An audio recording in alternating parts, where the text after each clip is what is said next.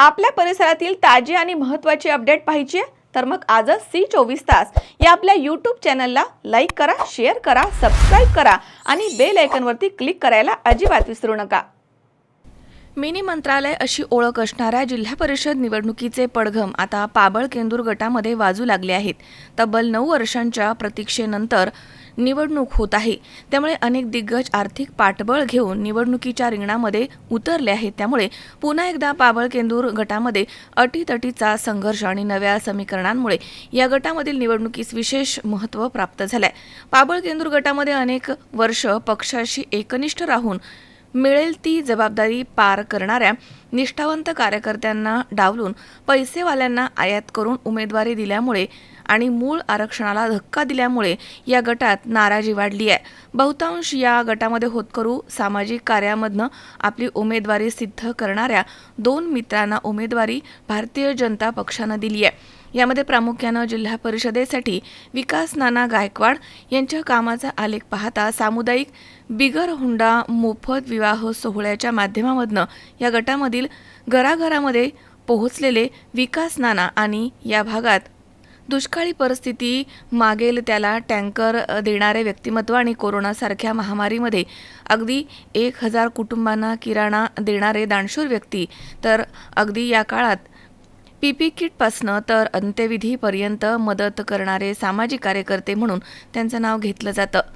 ते विकास नाना गायकवाड तर एकीकडे कायमस्वरूपी पिण्याच्या आणि शेतीच्या पाण्यासाठी स्वतः खर्च करून 1000 एकर शेती ओलिताखाली आणणारा जलदूत म्हणून कार्य करत असताना एकीकडे शिवारामध्ये जाणारे पाणंद रस्ता या पंचायत कमिटी गटामध्ये गणात कोणताही स्वार्थ न ठेवता दीपकदादा खैरे यांच्या माध्यमामधनं झालेले आहेत।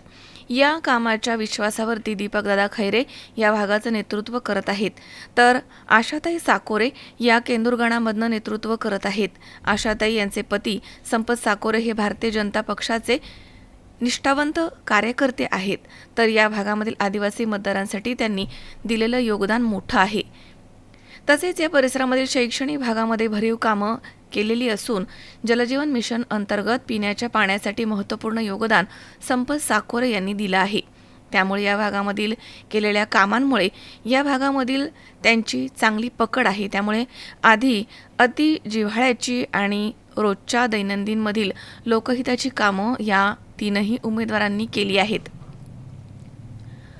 भारतीय जनता पक्षाच्या माध्यमामधनं या गटाचं नेतृत्व करण्यासाठी आता रिंगणामध्ये उतरलेले ते आहेत। त्यामुळे आर्थिक पाठबळ घेऊन आणि या गटात एक थेंब पाणी दिलं नाही, एक रस्ता अथवा इतर कोणताही विकास कामाला स्पर्श न केलेले उमेदवार एकीकडे निवडणुकीच्या रिंगणामध्ये आले आहेत, तर एकीकडे उमेदवारीपेक्षा सामाजिक कामामधनं आपली उमेदवारी सार्थ ठरवणारे भारतीय जनता पक्षाच्या उमेदवाराची नाळ या मताशी जोडलेली आहे।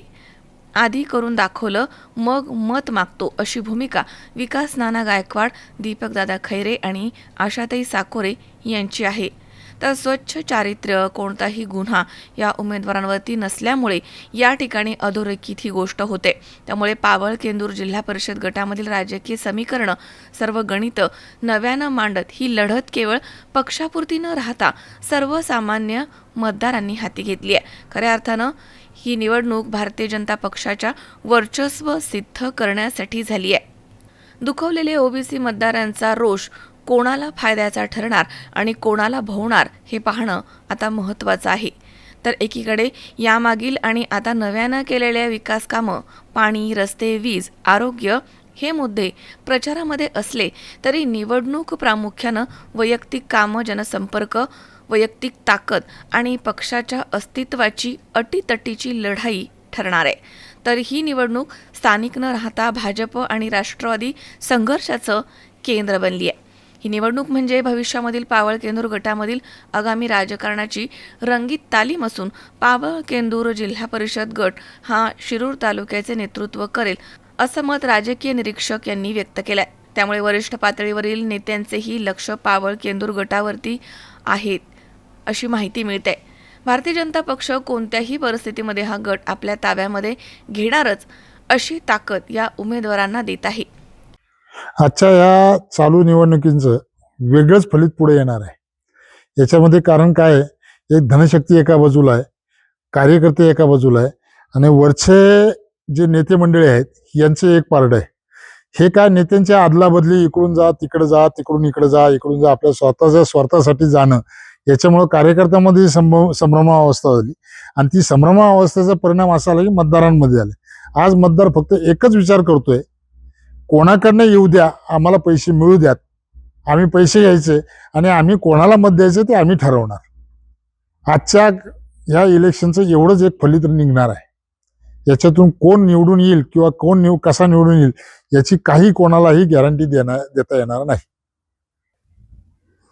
तसेच आज वरचं राजकारण जर आपण पाहिलं, वरची सत्ताधारी जी लोक आहेत ती पाहिली आपण, महाराष्ट्र सरकार पाहिलं तर भाजपचं सत्ताधारी आहे, केंद्रामध्ये पाहिलं आपण तर सत्ताधारी भाजप आहे आणि ह्या भाजपचं जे चित्र जर पाहता याचा परिणाम जो आहे तो चांगल्या पद्धतीचा परिणाम आपल्या तळागाळातल्या ग्रामस्थांवरती झालेला आहे आणि ग्रामस्थ म्हणजे मतदारांवरती झालेला आहे. आणि आतापर्यंत जेवढ्या निवडणुका झाल्या त्या निवडणुकाचा निकाल पाहता आतापर्यंत एकच नक्की निश्चित होणार आहे की याप्रमाणे वरती सत्तेपर्यंत आतापर्यंत विरोधात राहणारा हा शिरूर तालुका कायमच विरोधात राहिला आणि त्याच्यामुळे स्वतःची प्रगती तो थांबवली, त्यांनी स्वतःच्या हाताने थांबवली.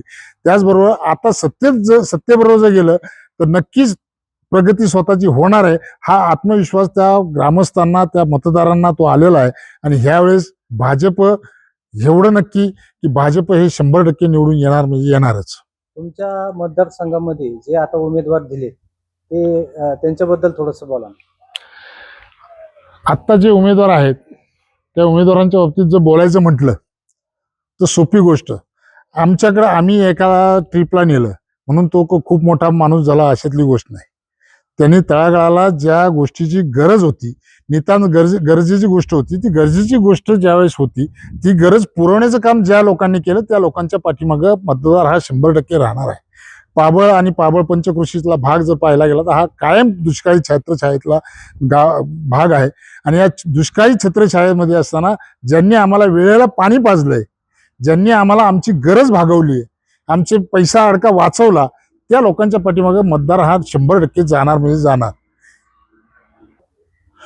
त्याचप्रमाणे आज दुष्काळी परिस्थिती असताना ज्यांनी आम्हाला स्वतःच्या स्वखर्चातून टँकरने पाणी पुरवलं, आम्हा पाबळकरांना पाण्याची तहान भागवली, ज्यांनी सोबत आमच्याबरोबर जे पानंद रस्ते जे होते ते रस्ते ज्यांनी स्वतःच्या खर्चातून मुरमीकरण करून जे स्वतःच्या खर्चातून ज्यांनी तयार करून दिले, आज स्वतःचा जो शेतकरी स्वतःच्या शेतावरती जाताना 4 व्हीलर गाडी घेऊन जाऊ शकतो स्वतःच्या शेताच्या टोकापर्यंत, ती जी परिकाष्ठा ज्यांनी केलेली आहे ते दीपक खैरेजी आणि आपले विकास नाना गायकवाड ह्या दोघांनी हे परिश्रम घेतलेले आहेत.